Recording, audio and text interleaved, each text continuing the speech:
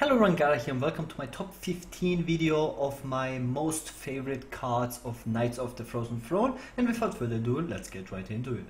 So on number 15 I have Happy Ghul. It is a 3 mana 3/3.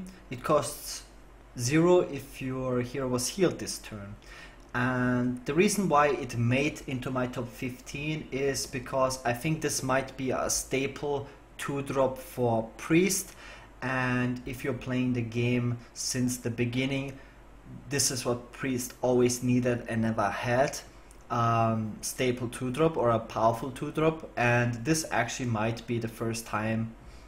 It's a neutral minion, but this might be the first time the Priest actually has a very viable 2-drop. A lot of people always say to me that, yeah, but you can play around it, which is always fine. Let's give you some example. If I don't take damage turn 1 and 2, you're completely fine as a Priest because you want to slow down the game, because you will win in the late game because you're playing a very greedy deck.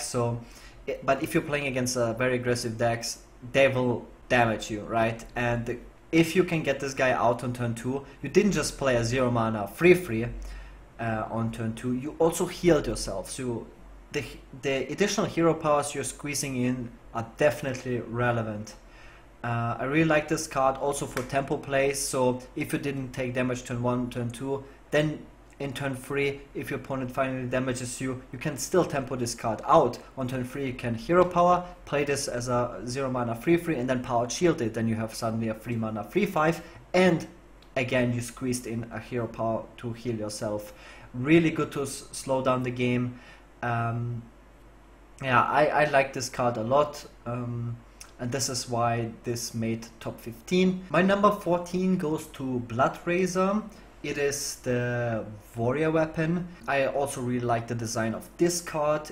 Obviously I like new weapons, and it's always cool to see all the creative ways for Blizzard to design new weapons that are not just completely broken. So this card is not broken, but it is very powerful. It has many different uses. It synergizes well with the new Enrage team to damage like all the minions, and yeah, just get the effects that way to get for example battle rages off, or to just buff up Frothing Berserker. This card is very good against aggressive decks to activate Sleep with the Fishes, or just to synergize with a Ravaging Ghul to take out bots this way, or just to utilize the Death Rattle effect of this card to just have a double whirlwind effect and take out bot that way.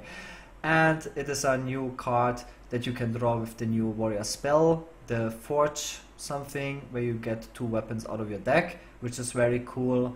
And it is also a good card in the late game for the new Rot phase or for Gromage. So many different ways to utilize this weapon, also to draw cards from Acolyte. It goes on and on. A powerful card, we'll see play in many different warrior decks. It is a weapon, cool design, and this is why it deserves to be number 14. Number 13 goes to Obsidian Statue. It is the Priest class taunt card. My number 13 goes to Obsidian Statue. It is the Priest minion. I think it is just a very cool way to give Priest a proactive defensive late game card. I really like the design of it, and it is the biggest lifesteal minion, so it's very cool that Priest finally gets good healing cards as the Priest class. It has very flexible uses. It has Death Rattle, so you can combine this in Ends Off decks or in Quest Priest decks, but just in normal control decks this is also a very good card, just because it is so defensive. It has a very good stat line, and yeah, it has life generation and taunt. So I think this is another card that Priest needed, and it's very powerful, and this is why I give it number 13.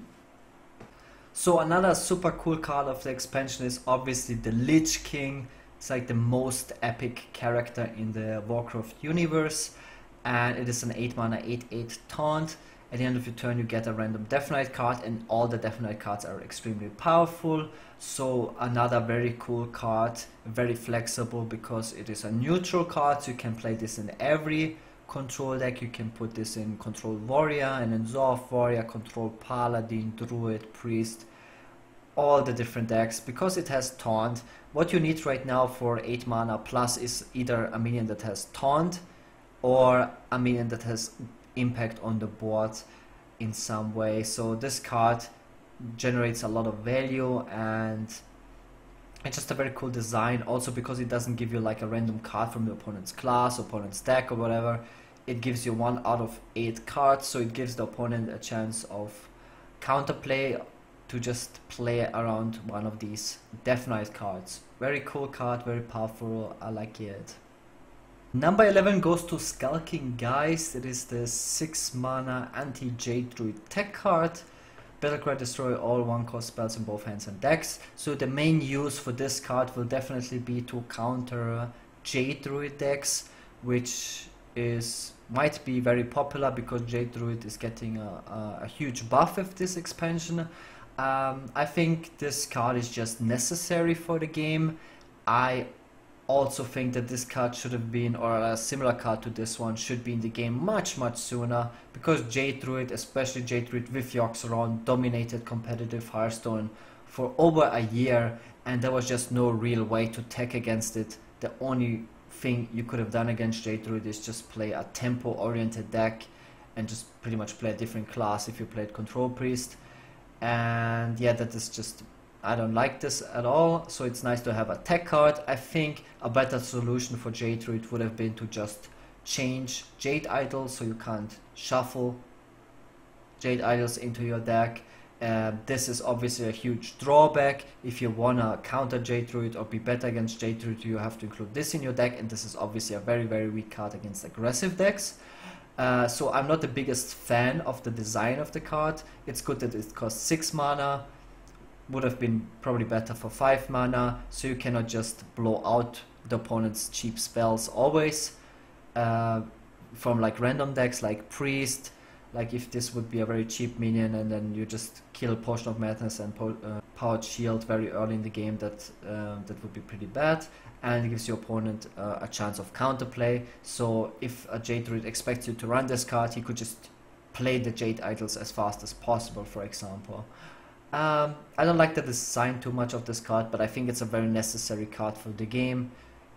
So I rate this card as like in my, not just top 10, but it's still in my top 15 just because I think we needed a card like this in the game. My very first card of the top 10 goes to Malfurion, the Pestilent. Very powerful card, very interesting design. A 7 mana card. It might look expensive, but Druid has a lot of ways to cheat out mana through Wild Growths, Nourishes and Innovates. So if you play this card, let's say for 5 mana, if you innovate it out, the minions you get on the board are very relevant. Getting 2 Scarabs against aggressive decks might be extremely relevant, or 2 poisonous minions. So this card is interesting in many different ways. So first of all, you're getting again a choose effect, which synergizes with Fandral. So in super late game where you can Fandral innovate this card out, then you get 2 poisonous spiders and 2 scarabs on the board, which is just a full board. And your hero power as well is flexible. You can either deal free damage or heal for free, and that is also pretty cool. So if you're fighting a freeze mage deck, you will most likely just armor up for free per turn, which wins you the game. And another cool thing is that Druid is lacking heart removal for bigger minions. So what is interesting is to give Druid a way to kill big minions, but not to give them heart removal. So with giving them poisonous minions, it is an alternative way, an indirect way for a Druid to kill big minions. So this is very interesting and cool design. A lot of flexibility, like a lot of decisions, like which minions you want to play if you decide to ram this card out. I think this is a cool card, we'll definitely see play, and I really like the design of it. So number 9, I have Ultimate Infestation. I had to put this card in my top 10 just because of the power level, but to be honest, I don't really like the design of this card. I think this card is just way too powerful. I don't know why you had to make this card this powerful. Just think about it. If you would have only drawn 3 cards this card would still be broken. A 5/5 Ghul, 5 armor, 5 damage, and draw 3 cards. That is insane. I would still play this card, right? So why we need to draw 5 cards, I'm not quite sure. Maybe should be like a drawback, because yeah, you can easily mill yourself if you have too many cards. But for Druid, it shouldn't be too much of a problem to just dump your hand. Like, you can't play cards like Wild Growth and Innervate that don't generate any value. They only generate you mana and tempo, and it's very easy to empty your hand as Druid usually. And this card is just super powerful, nothing to say there. Boosts Jade Druid even further, and it's just overall a card that you can play in every slower Druid deck. So this gets number 9, but I didn't want to give it a higher spot than that. My number 8 goes to Deadman's Hand. Shuffle a copy of your hand into your deck. And man, I changed my opinion about this card like so many times, and I'm still not like 100% certain about what I think about this card. So this card, what comes to my mind first is against control. This card is busted because you just generate so much additional value in just one card. And against aggro, it is just the worst card you could possibly play, because it is literally 2 mana, do nothing. Imagine you play against aggro and you have a card like Enzov in your hand, then you can't even play it on turn 2 because you don't even want to shuffle an Enzov in your deck. So it is literally don't do anything. But I think this is a very powerful tech card for control warriors, and it enables it emphasizes a lot of deck building. This is really what warrior or control warrior decks struggled with at times, just to add additional value to your deck. And it was like what it come down to usually was just adding a Sarah, which you didn't really want to play, or it was just rough in general to add value to your deck. And with Deadman's Hand, you can just generate an insane amount of value just with running one of them. You don't even have to play 2. Just imagine you play Enzov Warrior and you have Cairn and Enzov in your hand, you play Deadman's Hand, then you get an additional Cairn and Enzov in your deck. This is like an insane amount of additional value. And for Cartoon Warrior, for example, if you have Cartoon and just a bunch of Cartoon enablers, or like Shield Bearer or something, there's just so much more additional late game power just in one card, and this is why it deserves to be number 8. I really like the design. We have nothing like this in the game, and yeah, it's just rewards deck building a lot. And yeah, I'm really curious about what people come up with this card. You can play this card in so many different warrior versions, so very cool card, very powerful card, and we'll definitely see play. I like it. My number 7 goes to Frostlagina, a card I was super hyped about right after she got announced. She got announced relatively early in the whole reveal phase, and it's just a very powerful card. And I like this card so much because it gives you another way of winning the game with Mage. It gives you another alternative win condition besides just Alexstrasering and then Pyroblasting the opponent's face. Mage is already played in so many different ways, or we have seen it being played in many different ways, with Mech Mages, Secret Mages, Tempo Mages, Freeze Mages, Burn Mages, all these different mages.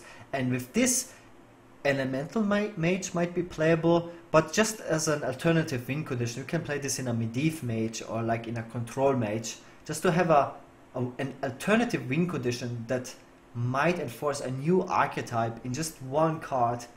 That makes great card design, I think, and it shouldn't be too broken because it's a 9 mana card and it doesn't have like any fancy RNG effects. What is super cool about this card is it gives you heal, and this is what was holding back Control Mages, I think, primarily after Healbot rotated out. And Sludge Belcher is that after the Ice Block and after Alexstrasza you don't really have any survivability. So with this you should have a lot of survivability and also a lot of value because of the hero power, and this gives you 5 armor, and if you have an elemental on board right after the Ice Block procs, you can just heal yourself, and because of the Ice Block it shouldn't be too difficult to get this card into play. So I really like this card, I really like the design, I really like everything about this card, and it deserves at least a number 7 spot in my ranking. My number 6 goes to Blackguard. Again, a fantastic design in my opinion. It is a 6 mana 3/9, very unique stats. We have very few minions in the game with 9 health, especially on such a low mana cost minion. Whenever your hero is healed, deal that much damage to a random enemy. And the reason why I like this card so much, or the design of the card, is because we have a way to utilize heal. Heal is actually not as powerful in Hearthstone. The two classes that have the best healing in the game are Warrior and Druid, and the reason for that is because they can utilize the healing in controlling the board. Warrior has shield block, for instance. It's a pretty good value for 3 mana. You get 5 armor and you cycle it, but you have a card like Shield Slam, which utilizes the armor in controlling the board, right? And armor is very good because it's over healing. Armor is always better than just regular healing if it goes towards your hero. And Druid has Feral Rage, another flexible card where you can decide to take out a minion or to just get 8 armor to be out of burn rage. And Earthen Scales, which you can cycle with Auctioneer, where you get a bunch of armor and buff the minion and cycle it and draw cards. And in my opinion, heal shouldn't be just... Heal should be good versus aggressive decks, right? But the way how Hearthstone works is you have to always address the board or clear the board, come back on the board strong. You can't just play raw heal cards. Like, it doesn't matter how much you heal. For example, Forbidden Healing. If the opponent has 4 minions on board and you heal for 20, he will just deal that damage immediately. So the card didn't really do anything. It probably just bought you 1 additional turn. There's only very few archetypes that burn you out. A lot of the burn and charges got nerfed in Hearthstone, so healing gets less and less value. The only decks that really try to burn you out are mages right now and maybe Pirate Warrior. If Pirate Warrior has no board and then he just tries to kill you with weapons, then healing is good. But in general, healing has very little value, and against control decks especially, they are basically dead cards in your hand. With this card, you can run cards like Lay on Hands, where you heal yourself for 8, but take out a big minion at the same time. This really enforces you to run cards like that.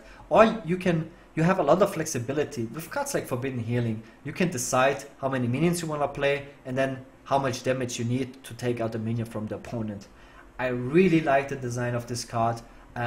Paladin is now the 3rd class that has good healing in the game, just because you can utilize the healing to control the board.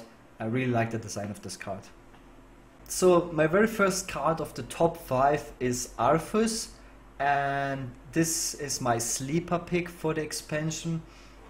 It is a 4 mana 2/2, which is obviously very weak. Definitely add a random Death Knight card to your hand. The reason why I rate this card so highly is because I think this is a great card because of the beast tag. Curator gets really buffed with this expansion in many different ways.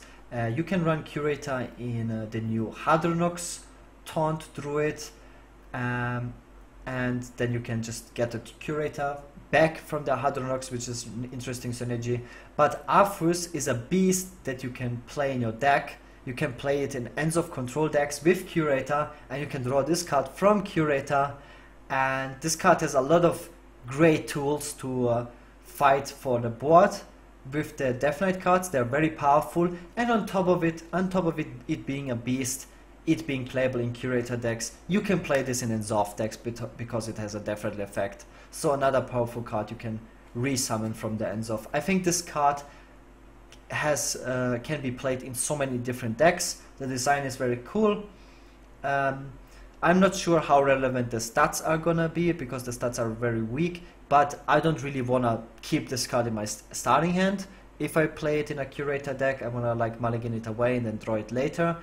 This card provides me a lot of value, and it might be a good anti-aggro card and a cool card, a beast as well. I really like this card a lot. And it has the best artwork and the best animation out of all the cards in Knights of the Frozen Throne, so it deserves my number 5 spot. Number 4 goes to Hadronox. It is the Druid legendary. It is a 9 mana 3/7 with Death Rattle. Summon your taunt minions that died this game and Beast. So I told you guys earlier that I really like this new alternative win condition for the classes, which also open up new playable archetypes. Just one card, this Hadronox, makes Taunt Ramp Druid most likely viable, and it has so many different cool synergies. For example, you can get this from Curator. It could be the only beast in your deck, so you always draw your win condition, which is super powerful, and when your Curator dies, you can resummon the Curator from the Hadronox. Super powerful. On top of it, this works together with Enzov. If this one died, all your taunt minions are defeated, you can play the Enzov afterwards, get the Hadronox back, and then get a full board again. So super powerful in many different ways. It has the beast tag, just alternative win condition, super cool design, powerful card. Yeah, top 4. My number 3 goes to Corpse Taker, one of my favorite cards in the set. Battlecry gain taunt. If the deck has taunt, repeat for Divine Shield, Lifesteal, Wind Fury. It's probably the best designed card in the set. It's just a card that rewards deck building the most. And it's very difficult to get all of these effects in the same deck, so you have to run at least one bad card, if not 2 bad cards in your deck, if you really want to get the maximum value out of a Corpse Taker. And if you get all these effects, this card is extremely powerful. So very cool. It's kind of like a mini Reno when you think about it, because you have to build your deck around it. It is a 4-draw, very cool effect. You will see this card being played in a lot of different control decks. And it's gonna be so cool to see the decks for what they decide for which cards they're gonna run to get as many buffs as possible, and how they're gonna make this card work, because you kind of want to have multiple cards for just consistency. Super cool card. I really like the design so much. We need more cards like this. My number 2 goes to Thrall Deathseer.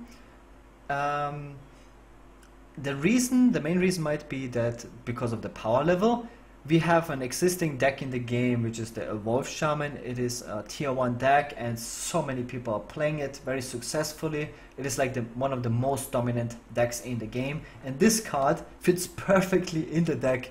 So I know that this card will be a very popular card in the next 3 months, and it is very meta defining. There's no reason to not play it. It just fits perfectly in the deck as a 5 mana win condition. You can play this on turn 10 with Doppelgangster into double evolve. You don't require the totem hero power at all for the deck, because the deck has enough tokens or enough ways to generate tokens, and evolving a minion every turn might be really good. And also, if you evolve a board and you have one bad outcome, then you can utilize your hero power to evolve the one bad outcome. The bad part about it is all the randomness, like you have a random RNG hero power and a random battle cry, but the card fits like so perfectly into an existing tier 1 deck, and it will have such a huge impact on the game that this card is just extremely powerful. I'm not the biggest fan of the design, but this card will just have a huge impact on the meta. And it is a Shaman card. I mean, I love Shaman. But besides that, I think you can play this card in every Shaman version. You can easily play this in a Jade Shaman deck, because Jades are also minions that have a very weak primary body, like the Jade Spirit, for example. And just Jades in general have relatively weak stat line for their mana cost, so evolving them might be very good. And you don't really need the totems in a Jade control Enzov Shaman. I think this card just fits in every single Shaman archetype. It's just very powerful, and it's also cheap. It gives you healing as well, which Shaman is not the best at right now. Just a super powerful card, and we will see this card being played a lot. Number 1 goes to Uther. It is my absolute favorite card of the set. It is a 9 mana hero card for Paladin, and it is super powerful. The weapon is super powerful, the lifesteal on the weapon is super strong, and it's like up to a healing of 20 if you get the anti-value out of it. It gives you a super cool hero power, just endless 2/2s on the board, and on top of it, the cherry on top is really if you have 4 horsemen on the board at any point, you just win. It's like, I like these little extra things you can get to super greedy cards that are not just shuffle the entire opponent's deck into your deck, which is a pretty bad design, I think. And just having like cool effects like this one is so awesome. I will have so much fun playing this card. It fits perfectly in Control Paladin, and I really like it. And that's it. That concludes my entire list. And that's it for today's video. I hope you guys liked it. I hope you guys enjoyed seeing my perspective or my view on things and what I really like. And tomorrow the expansion will be out and I will start playtesting all the new archetypes. It's going to be a lot of fun. Hope you guys enjoyed it and see you guys tomorrow as always. Peace!